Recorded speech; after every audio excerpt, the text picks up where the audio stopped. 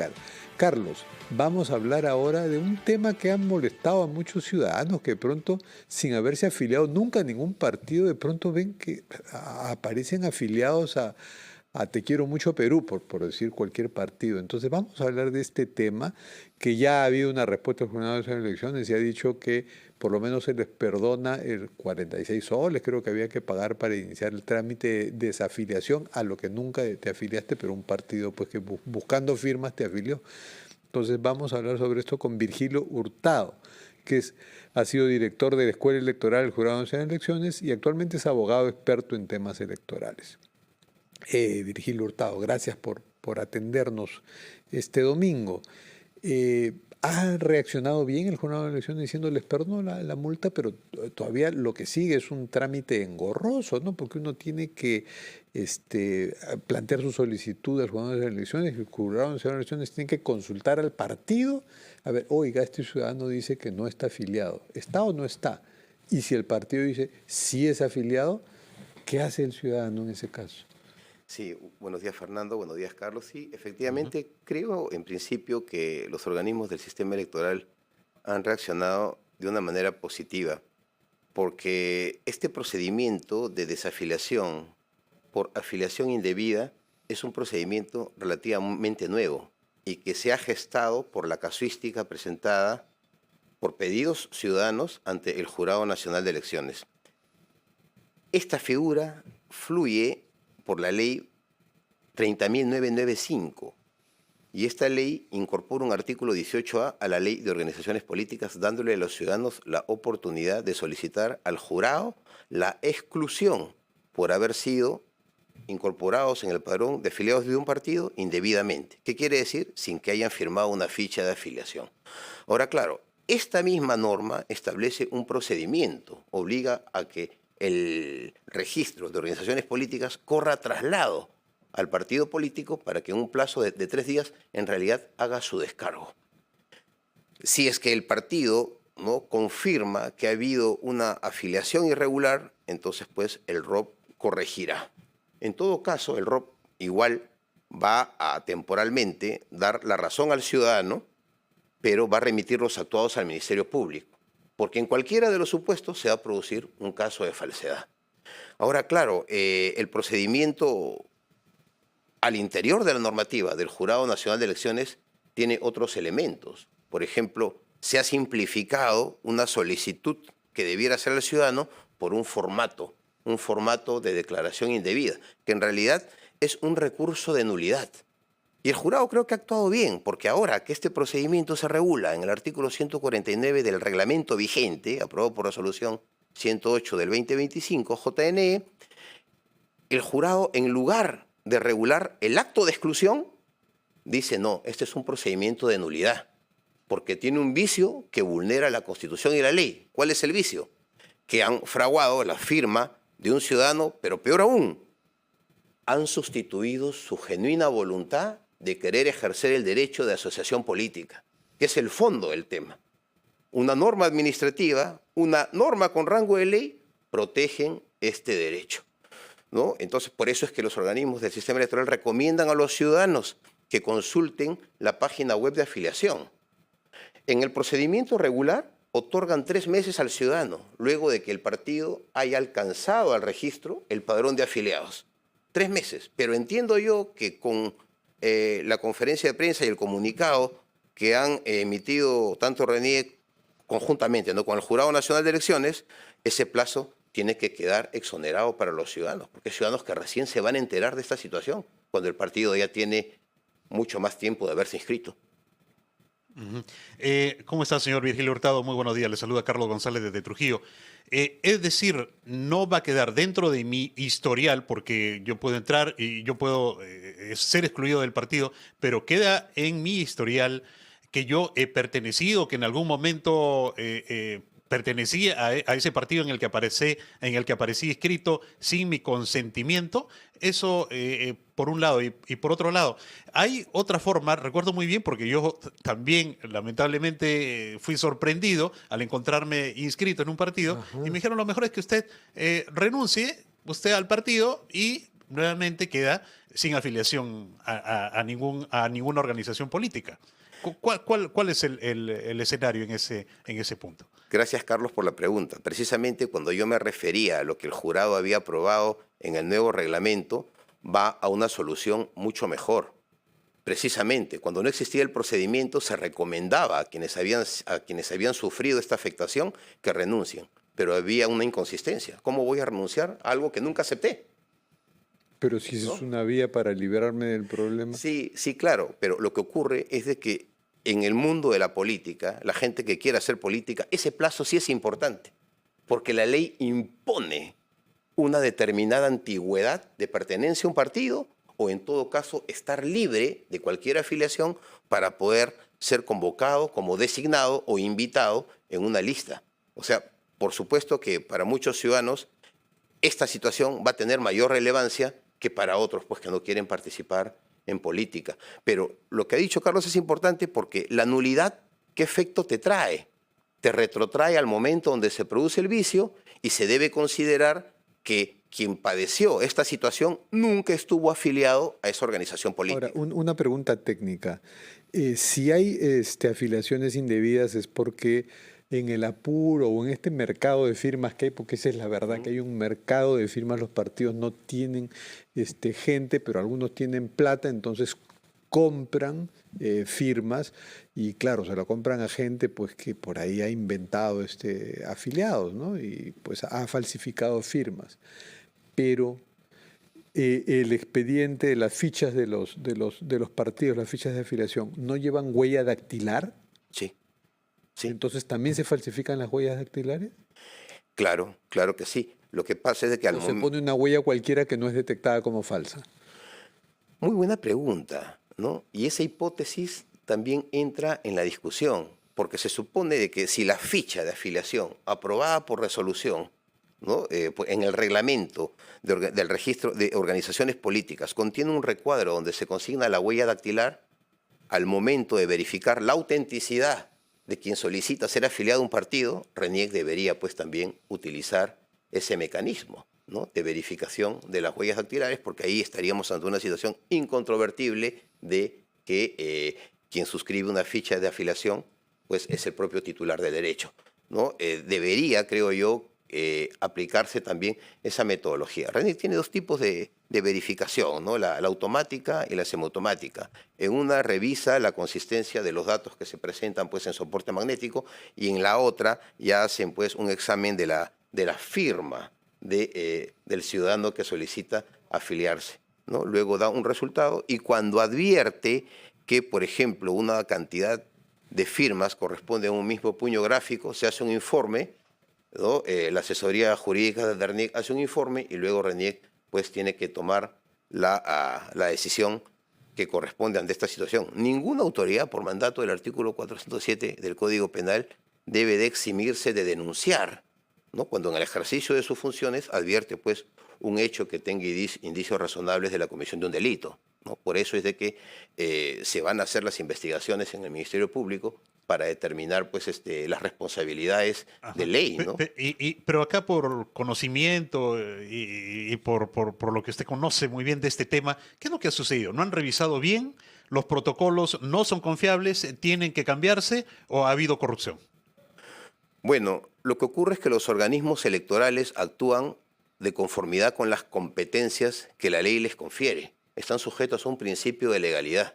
No pueden ir más allá de lo que la ley les confiere como competencia, ¿no? Y a veces se encuentran limitaciones. Por eso es que se está proponiendo en el debate ya parlamentario, ¿no? Que se otorguen mayores facultades al Registro Nacional de Identificación y Estado Civil para que pueda utilizar también una biometría facial, mecanismos tecnológicos que permitan determinar incontrovertiblemente que quien suscribe una ficha de afiliación es el ciudadano titular de ese derecho. Bueno, señor Virgilio Hurtado, gracias. Vamos a seguir conversando después de una pausa sobre el tema de las afiliaciones falsas que de pronto Algunos ciudadanos, no demasiados afortunadamente, se han visto sorprendidos con que son militantes de un partido que ni siquiera, no solo no están afiliados, sino que ni siquiera conocen.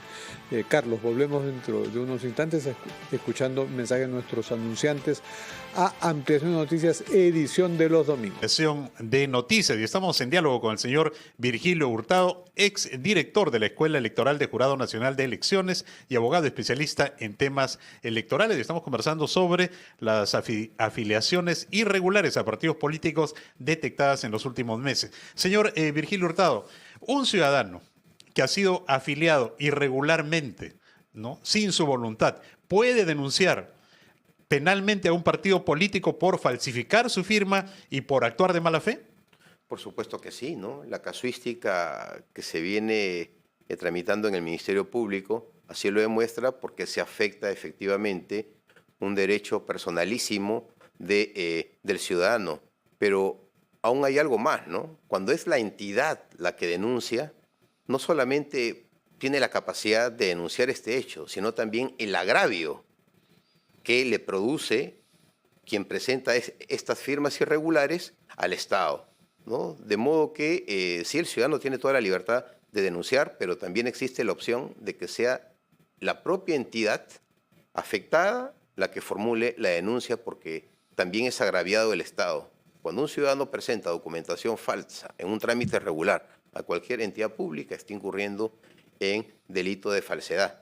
Y en consecuencia, pues, el Estado tiene la obligación de que esos actos delictivos sean, pues, investigados, y si existe alguna sanción, alguna responsabilidad y ulteriormente una sanción, pues esta se haga efectiva, ¿no? Estas conductas son reprochables y deberían haber quedado exterminadas desde hace mucho tiempo del comportamiento político en los partidos, ¿no? Porque no es de ahora, hace más de 25 años venimos con esta discusión de suplantación en las firmas para que se pueda obtener un resultado lícito, que es la inscripción de una organización política.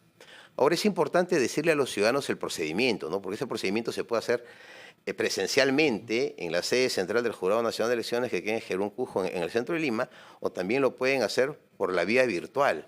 El TUPA del Jurado Nacional de Elecciones, pues, es muy claro cuando señala que el ciudadano tiene, pues, que consignar en ese formato de solicitud aprobado por la reglamentación su nombre completo, DNI, domicilio real, número telefónico, correo electrónico, ¿no? Adjuntar la copia de su DNI, ¿no? Y el trámite, pues, fluye conforme a lo previsto en la ley, ¿no? Ahora, pero estábamos llegando a una especie de conclusión, ¿no? Tendríamos que preguntarlo al ROP, al Jurado Nacional de Elecciones, a quienes hacen la verificación, en RENIEC también, pero sospecho que nos van a decir que con ellos no es el problema. Pero lo que podría estar pasando es que es fácil, pues, falsificar una firma. Es muy fácil. Yo consigo el DNI de alguien, falsifico, ¿no? Pero una huella dactilar no. Entonces, si hubiese un registro, una verificación de huellas dactilares muy buena, no sucederían estos casos. La verificación sería mucho más precisa.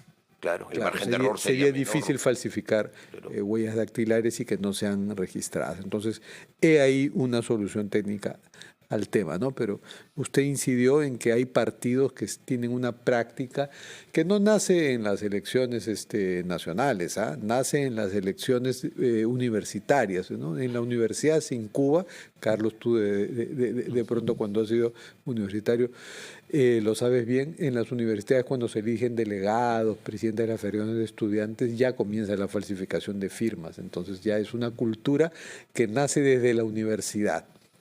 Y en los colegios profesionales ni que se diga. Hay un caso del Partido Perú Primero, que es el partido del expresidente Martín Vizcarra, que se le está imputando, todavía no es una acusación seria, se le está imputando haber falsificado muchas firmas, ¿no? Como un bloque de 5.000. ¿Qué sabe de eso y cómo se debiera procesar un caso así? Bueno, como comentaba, RENIEC tiene la facultad de verificar las firmas de los comités partidarios, ¿no?, que presentan los partidos al momento de su proceso de inscripción, así como también el padrón de afiliados. Y en el ejercicio de esa facultad, en el reglamento de verificación de firmas, hay una disposición, creo que es la número 30, ¿no?, que señala que efectivamente cuando se advierte, ¿no?, que una cantidad de firmas presentadas por la organización política corresponden a un mismo puño gráfico, ¿no?, tiene pues que emitirse un informe correspondiente para que RENIEC decida sobre la decisión que tiene que tomar. En la última conferencia de prensa dada por el Jurado Nacional de Elecciones y el Registro Nacional de Identificación y Estado Civil, pues es claro que este tipo de situaciones tienen que ser remitidas o puestas en conocimiento del órgano constitucional que tiene la facultad de perseguir el delito, que es el Ministerio Público, para que actúe conforme a sus atribuciones. El Ministerio Público, ¿no?, emitirá alguna disposición fiscal dependiendo a qué fiscalía. ¿Pero qué sabe de este caso de Perú Primero? Claro, que van a realizarse las investigaciones, por supuesto. Van a realizarse las investigaciones y el Ministerio Público tiene que emitir una decisión en la que pues señale cuáles son, qué diligencias se van a efectuar, los días en que se van a efectuar, quiénes están en calidad de investigados, ¿no? Por lo general, la responsabilidad recae en los personeros, porque en el proceso de inscripción de una organización política, el personero firma una declaración jurada indicando que la documentación que presenta ante el registro de organizaciones políticas es veraz. Le asiste el principio de veracidad, con cargo a que haya un control posterior, evidentemente, ¿no? Entonces, el principal investigado iba a ser el personero porque es el que se hace en cierta forma responsable de la información que entrega a la administración. Todo eso tiene que ocurrir, ¿no?, ante este hecho para ya identificar las responsabilidades, ¿no? Ahora, cuando RENIEC denuncia, no es que cualquier órgano renuncie, ¿no? RENIEC es casi el perito del sistema electoral, ¿no? Lo hace sobre una base, pues, documentada, en donde hay, pues, si no pruebas, indicios razonables de que ha habido, pues, una falsificación. Ahora, señor Virgilio Hurtado, los procesos de control. Mire, porque cada partido mínimo necesita conseguir 531.142 firmas de afiliados. Son 43 organizaciones políticas. Si hacemos la multiplicación, llegaríamos aproximadamente a 22.800.000, ¿verdad?, firmas que deben ser sin duplicidad. La cantidad de electores es 25 millones. Entonces, por ahí ya no resultaba también un poco, necesaria hacer una revisión, ¿verdad?, para poder determinar cuáles realmente son las firmas auténticas y cuáles no. ¿No? Se necesita en todo caso mejorar esos procesos por parte de los organismos electorales, en este caso el RENIEC. Carlos, gracias por tu pregunta, pero ya hay que hacer una precisión muy importante, ¿no? ¿Y en qué consiste esta precisión? Es que lo que has dicho de las 500.000 firmas es ahora, pero la mayoría de estos partidos se han inscrito con la ley 30.998 y la otra ley, la 30.995, que eliminó la exigencia de los adherentes, que eran como 700.000. ¿Y lo bajó a 500.000? No, la bajó a 26.000 firmas, 25.000 firmas. Sí, claro, pero ahora vuelve a 500.000. Claro, no. La bajó a 26.000 fichas de afiliados, que es muchísimo menos que los de 700 y tantos mil. Pero la gran mayoría de partidos han logrado su inscripción ante el registro con este requisito, claro, con este requisito de afiliados. De los 26.000 fichas de afiliados, y ahora se han convertido en la cantidad que dijo Carlos, más de 500.000, más de medio millón, lo que es ya no más partidos prácticamente. Prácticamente la valla ha vuelto a su estado, al estado anterior, demasiado reformas, y se espera de que la proliferación de partidos políticos pues no sea tan abultada como ahora, ¿no? Como lo es ahora. Pero entonces, si hay buenos sistemas de verificación que incluso podrían incluir una nueva, que es la de verificación facial, ¿no? Efectivamente, es lo Con que eso pedido ya no habrá pues falsificaciones.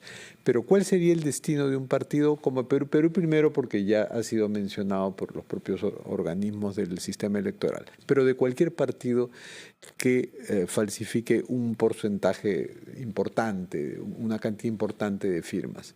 ¿En qué casos ese partido podría perder su inscripción? Por la cantidad de firmas. Bueno, si falsificaste 10 o 12, 20, te perdonan, me imagino, ¿no? No se le va a penalizar con la exclusión, no se va a penalizar el derecho de participación política de sus dirigentes, de sus bases. Pero si es una cantidad importante, ¿sí podrían llegar a salir de la contienda? Sí, una interesante pregunta porque hay que distinguir algunos aspectos puntuales, ¿no? En el caso de la inscripción de un partido, un supuesto es que RENIEC identifique la situación de falsificación de firmas en el periodo en el que el partido está en proceso de inscripción, ¿no? Y otra cosa muy distinta es que esto ocurra en un momento posterior a ese acto. En el momento posterior, los ciudadanos espontáneamente van identificando estas situaciones y van solicitando al Jurado Nacional de Elecciones que los excluya del padrón de afiliados de la organización política. Y a veces hay casos puntuales, ¿no? Y ya no masivos como los que sí se presentan cuando estamos en un proceso de inscripción de las firmas. Sí, un momentito, doctor Hurtado, porque tenemos un comunicado, bueno, es un poco largo, trataremos de resumirlo, de Jorge Luis Salas Arenas, el ex presidente del Jurado Nacional de Elecciones sobre este tema, ¿no? En vista de los mensajes intencionalmente distorsionados sobre la inscripción de organizaciones políticas, bueno, es pertinente aclarar que en julio del 2023 RENIEC comunicó al Jurado Nacional de Elecciones que ya no verificaría las firmas de las fichas de afiliados ni las colocadas en las actas de constitución de los comités presentados por las organizaciones políticas y devolvió padrones al ROP. Bueno, es un comunicado bastante largo, que son estos típicos comunicados de lavarse manos entre instituciones, ¿no? Termina diciendo, de ello lógicamente se deduce que las afiliaciones indebidas pueden provenir de cotejos ineficaces, labor ajena a los funcionarios del Jurado Nacional de Elecciones. Corresponde que el Ministerio Público investigue. O sea, volvemos a lo mismo que usted ya ha dicho. Claro, claro, ¿no? O sea, lo que le decía, ¿no? Cuando se identifican los momentos en que la entidad puede advertir que hay una falsificación, a un hecho posterior los efectos legales son diferentes, ¿no? Cuando la entidad conoce, está obligada a denunciar. Cuando el ciudadano, porque puede ocurrir que un ciudadano recién advierta esa situación, ¿qué quiere decir? Si el ciudadano nunca firmó, ¿por qué recién se entera? ¿Por qué no operaron los controles previos, ¿no? A lo mejor la imitación de la firma estuvo bien hecha, ¿no? Bueno, y nos encontramos ante una situación diferente. Claro, el Jurado Nacional de Elecciones y el RENIEC están jugando al gran bonetón, ¿no? Tú tienes la culpa, yo tengo la culpa. Bueno, muchas gracias, doctor Virgilio Hurtado. Carlos, nos vamos a escuchar titulares y mensajes de nuestros anunciantes y volvemos con otro tema en Ampliación de Noticias, edición de los domingos.